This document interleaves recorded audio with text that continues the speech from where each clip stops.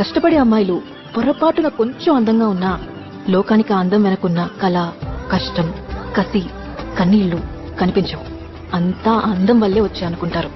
అందం అంటే గుణం. I don't want people to call me beautiful. దాని బదులు నీది కష్టపడే తత్వం, నీలో కరుణ ఉంది, నీకు ధైర్యం ఎక్కువ, నువ్వు తెలివైన దానివంటే నాకు సంతోషం. Address us by our qualities. M S Subbalakshmi అంటే భక్తి, అందం కాదు. మదర్ తెరెసా అంటే కరుణ, అందం కాదు. సరస్వతి అంటే విద్య, దుర్గా అంటే ధైర్యం, గౌరీ అంటే తపస్సు, లక్ష్మి అంటే శుభం. ఇలా ఏ దేవతనైనా ఆమె క్వాలిటీస్ కోసమే పూజిస్తారు. ఆమె అందం కోసం కాదు. నీ గుణాలే నీ సంతకమవుతాయి, నీ అందం కాదు. ఆడదే ఆడదాన్ని అందాన్ని దాటి చూసుకోగలగాలి.